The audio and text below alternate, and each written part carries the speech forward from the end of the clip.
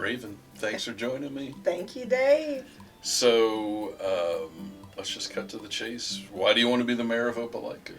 All right, I'm going to talk to you and the camera. That's okay.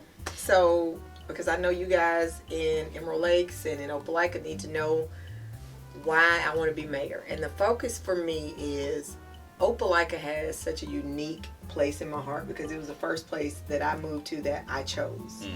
My husband and I went to Auburn, and when we were deciding where we wanted to raise our family, we picked Opelika. So it has this uniqueness that has culture, it has a lot of good moral character, and I feel like that's something that you don't see in areas as much anymore. You don't see that camaraderie with community. You don't see people caring about their neighbors. You don't see people praying together and just joining together for in unity in a way that progresses a community together. And so when I felt that in Opelika, I don't want to leave it, but I also want to perpetuate that so that people who come feel the same thing. And so I know that we are transitioning leadership no matter what after August. And I knew that I was in a place where I learned the value system of Opelika in such a way that I hold it dear. And I know that I want to share that with the future generations to come. So I felt like I was in that perfect bridge position to bridge that gap between where we were and where we're going. So I thought that this is a perfect time for me to step up in leadership, pay homage to all the leaders that have come before us here in Opelika to teach us to carry that on and to carry the torch myself. And how has your background and experience prepared you for the role of mayor?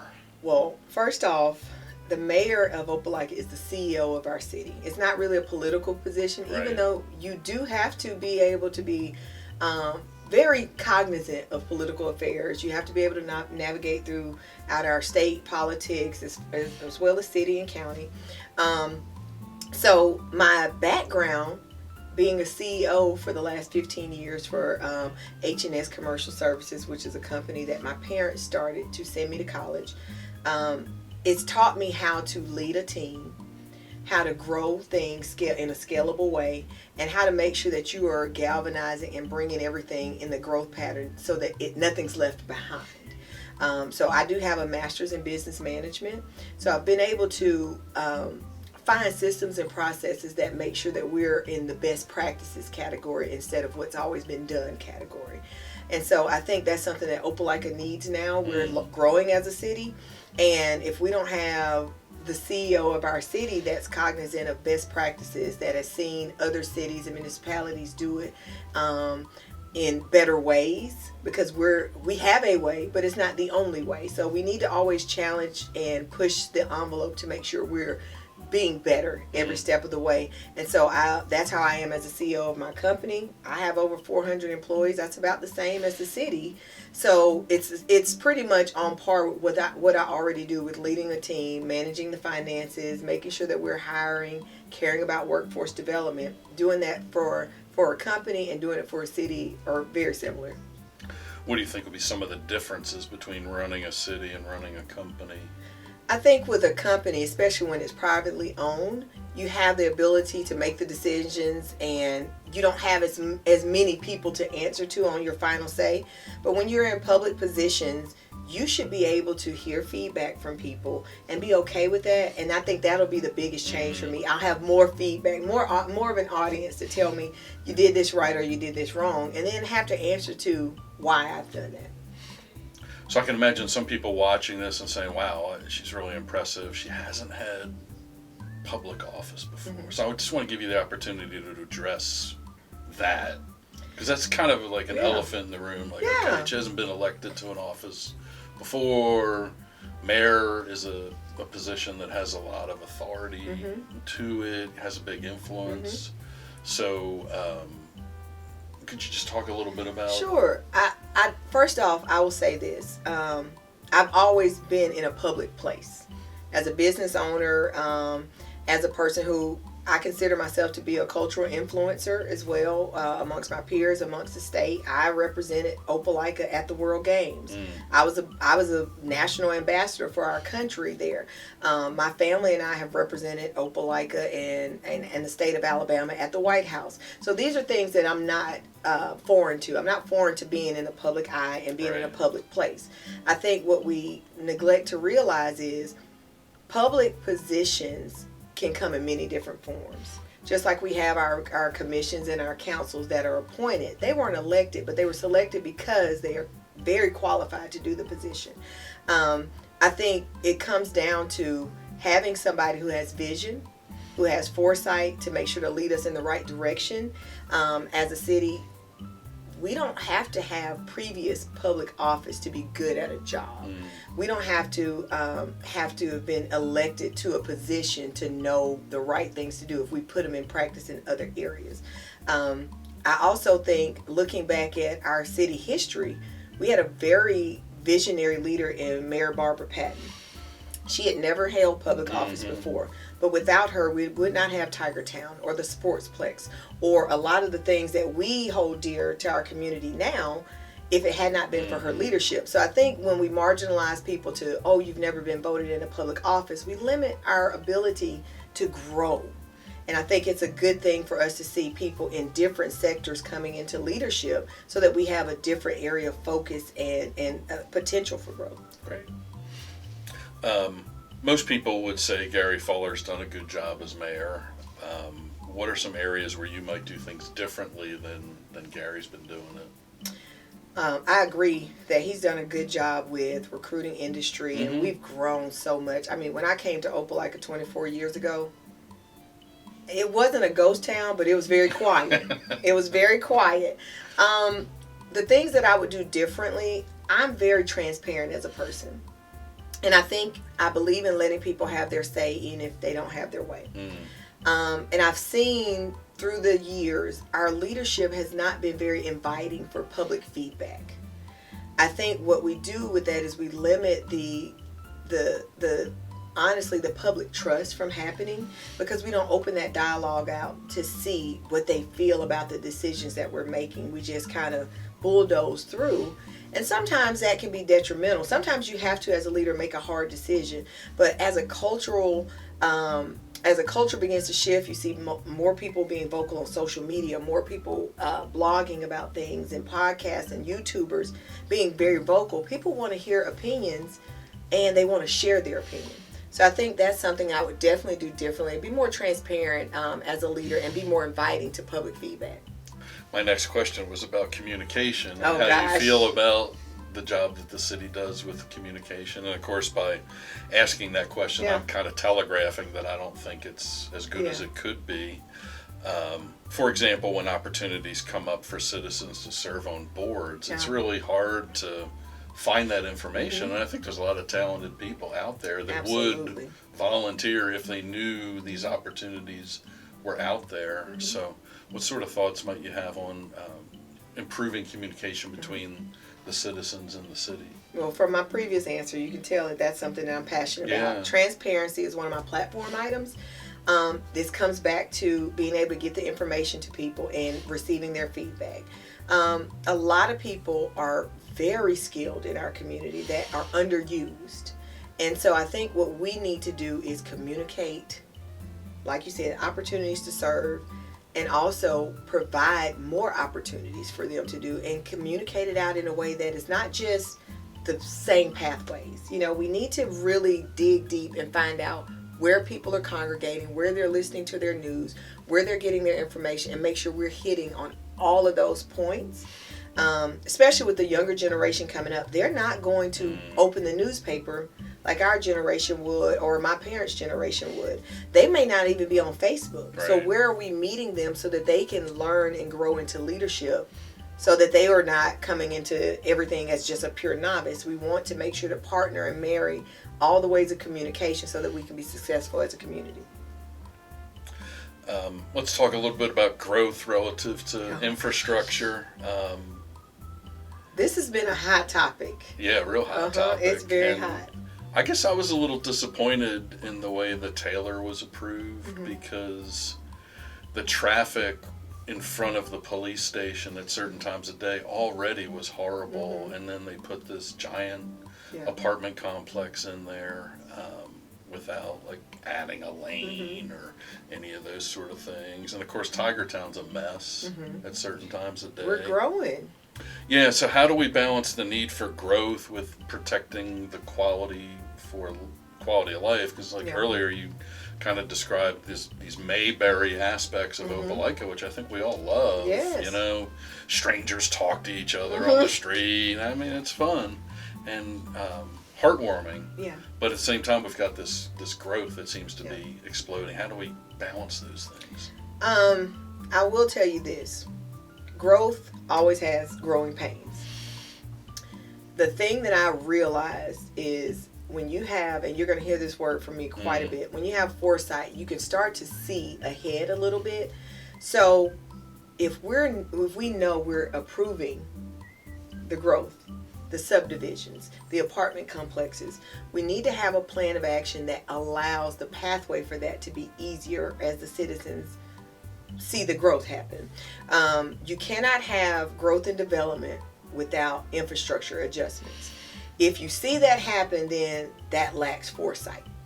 So overall, our plan needs to be to make sure that as we're deciding how we want our city to look, we're also deciding what's the best pathway, whether it's roadways, sidewalks, whether it is just even transportation pathways for traffic trucks and trash trucks and things like that.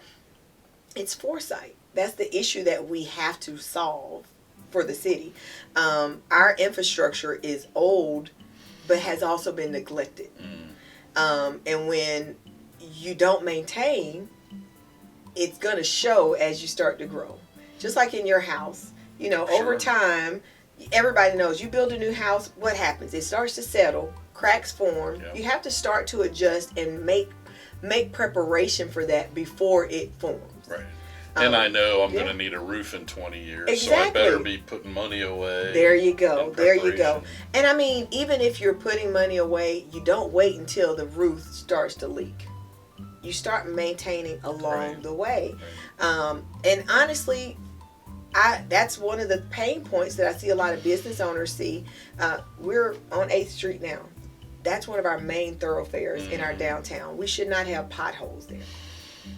That shows that we weren't looking ahead enough to see the traffic is increasing. More people are traveling, so let's make sure to prepare to strengthen our roadways, to make sure, we're ready for the people that we've invited in via our vote in our planning commission and in our city council. Yeah, I don't think this is it's not unusual for Opelika. I think this happens at a lot of places. Absolutely. We allow development and then we play catch up with infrastructure. And, meanwhile, the developer who made all that money, he's long gone. You know? He's got a condo in Cabo now. Yeah, and then we have to spend a lot of money to adjust. Right.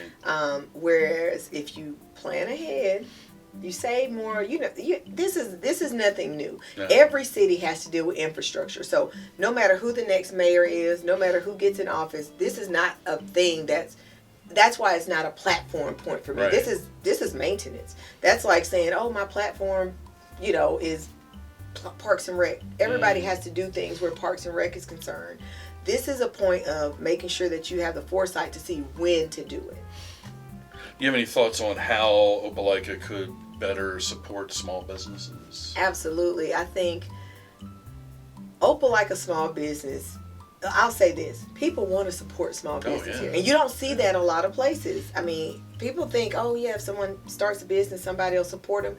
You see just as many closed as you see open. Your background, you probably know a lot of statistics about business. I've been in a family-owned small business for over 30 years now. And I can tell you, the thing that makes us successful is the community, the private and public partnerships. For Opelika, we've done a great job recruiting large industry, but we have not focused in on making sure that our small businesses receive the same love. A lot of cities have adopted the idea of incentivizing even your small businesses' growth. I'm a small business and I'm in 7 different states. Most of the cities that we've gone to, when we started to come in and say, hey, we need a business license, we want to do business here, we have a contract here, they hold your hand and they say, here's where we can help you with economic development in terms of other clients that you can compete for, not given to you, right. but you can compete here. Here's where you can do some workforce. This is where we can find people to hire. Here's where office space may be for temporary usage. And you saw that hand holding because it was important to them to have small business just as much as it was large business. Because one thing we understand, the impact of large business is great. When they come in, you have jobs, you have a lot of revenue that's circulating. But what happens if they leave? That gets taken away. But what happens with small business is if they are secure and they're strong, most times they just expand. Mm-hmm. They may get a second location, or they'll be like we see in some of our businesses in Opelika, 100-year-old businesses that are passed down from generation to generation, and that happens with small businesses more often than large entities. Right. And so when we shore up our small businesses by making sure that we solve the issues that they have, which infrastructure is a problem for our small businesses here. Having access to funds and capital is an issue for small business. Workforce is an issue for small business, not just our large industry. So solve those issues on a small business scale as well. I think that'll be a big. I think it's the best way for us to shore our economy up in the future, and we can build this economic development ecosystem that builds off one another. Another thing they did when they recruited large industry to some of our areas, they would bring in the small business and partner them for contracts. Competitively now, not given, we want them to get the opportunity to compete. When ThyssenKrupp Steel and Stainless came to Mobile, their Chamber of Commerce came in and brought all the small businesses in and said, these are the contract opportunities. Mm-hmm. Submit your bids, brought them to the purchasers and walked them along that process. They were able to then decide how they were going to compete and come to the table. My business received a large amount of transformational business from that because we went in and we were able to compete instead of not knowing how to do it. And so then large business works with small business feeds back into your community, and it just becomes cyclical, and we get stronger as an economy locally. We call that a virtuous cycle. There you go. I like that. Yep. So let me ask you a Fox Chase specific question. Okay. Oh gosh. We have a lake and a big area of land and different streams feed into that lake. And what's happened over the years is, I know this will shock you, the developers upstream have not done a great job of putting up the necessary silt fences, etc. Right. So we get a lot of silt running downstream, and there's parts of the lake now that the water's only like this. Mm-hmm. And in the past, the Homeowners Association has tried to get some help from the city with that and hasn't had a lot of success. We've also had lift stations for sewage, and we're on Opelika sewer. One, if we get a really bad rain, will sometimes leak into the lake. So when people ask me, hey, is it okay to eat the bass that I caught? Probably not. No, I would not eat that bass based on knowing what I know. So I guess my question is, should Fox Chase residents be optimistic about getting help from the city if you're elected? I wouldn't just say optimistic. I would say hopeful for sure. Because the things that I know my leadership provides in oversight and accountability would help with those areas. A lot of times our developers have to be held accountable for how they develop. Yeah. We have to provide the oversight, which may mean it takes a little bit more expansion of our city departments to do that, but we need it. Mm-hmm. We cannot sacrifice one subdivision for another, one home for another. All have invested in their quality of life in Opelika. And so I think when you look at leadership, that's what you want. You want my leadership style as mayor is to make sure that we are holding people accountable for what they say they're going to do, If a silt fence is not upheld, why? And what can we do to make sure that we are not in EPA violation or anything else for you guys as a subdivision or that lake? Because like you said, what if somebody did eat the bass out of there? You know what I mean? It just creates so many other issues when you have a lack of accountability and oversight. Right. And I think that, as we can see, there's several. This is not just your subdivision that we've experienced that in. It's been multiple. So we want to create that oversight. We want to create that accountability that holds everybody on the same scale to make sure we're doing things right to improve the quality of life and not lessen it for citizens. Awesome. What do you see as the number one need in Opelika, and how can all of us as a community serve that need? I will tell you. I told you you're going to hear this word from me a lot. Foresight. That is our biggest need. Because without foresight, you can't see the issues for infrastructure. Without foresight, you can't see where you need to hire and where you need to expand departments. You can't see the needs before they get there. A lot of times in leadership, it's not about the decision that you make. It's about making the decision before the problem arises. In my industry, we do a lot of disaster recovery. So our plans don't happen when the storm hits. It happens before. We have to decide where are we going to get ice and trailers and water and Gatorade and bathroom trailers, where shower trailers, where are we going to pitch these tents for temporary housing for people, and we need to know where to gather our supplies and where to have a game plan ready to move when disaster strikes. I don't like being reactive. I think foresight requires that you be proactive, but you also think of multiple different avenues, and you save yourself time by doing scenario-based, thinking ahead of time, and making that the culture of our city will be a good challenge for us to do.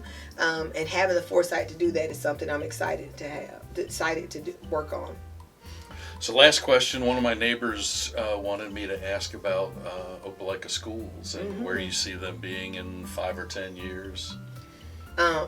Larger, more students for sure, because we're having so many different subdivisions that are coming, and we're getting younger and newer. So we're getting a lot of young families moving in here that are coming from other areas. So Opelika City Schools will expand for sure. Just anybody can see the growth here is going to require that. I'm a big advocate of our schools. My kids go to Opelika City Schools. I have one that's going to be a senior this year, so I'm not going to cry.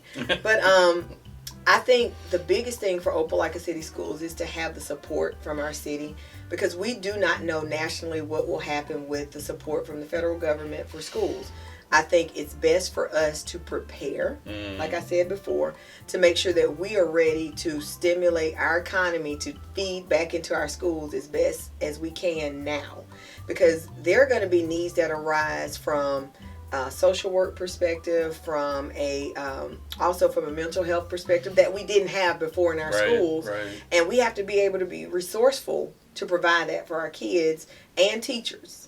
One thing that I'm going to make sure to do is be a visible and vocal champion for Opelika City Schools. I want to make sure that teachers that are coming, the best and brightest teachers, are coming from everywhere to work in Opelika. I want to make it a best place to work. And if we do that, our kids get the benefit. And then that pours back into our community so that those kids are stimulated to be their best and brightest selves and come back and hopefully affect our community with the change that they have experienced. I like what you said about teachers. Oh, man, I love teachers. If you look at most successful people, there's 1 or 2 or 3 teachers that took an interest in that child and helped steer them, and the result is a successful adult. Everybody. I mentioned my college professor to you earlier. I mean, how much he impacted my life. And I can tell you every step of the way there have been teachers in elementary, middle, and high school, and even college, like I said, that have impacted you. And when I think about that trajectory change based on their influence matters. So if their quality of life is wonderful, if they love where they work, if they're happy about it, and they're proud about the support that they get, it trickles down. Yep. Well, thanks for spending some time with me. Thank you, Emerald Lakes. Fox Chase. I appreciate you guys so much. We're Fox Chase on Emerald Lake. There you go. I listen, and when you said Fox Chase, I was like, oh, they call the whole name, don't you guys? I like it. Yeah. Fox Chase at Emerald Lakes. I hope I can get you guys' vote. And we do occasionally see a fox in the neighborhood. Oh my gosh! Not have you seen any black bears? Because you know that was a big deal. No. Okay. Jeter Avenue's the That's closest where it happened. bear I'm familiar That's with. where it happened. We get deer. We occasionally get foxes. We used to get wild turkeys, but they've kind of gone away as development. Yeah, that's what happens. Thank you so much. I appreciate my you, pleasure. Dave. Glad to give you the forum. Thank you.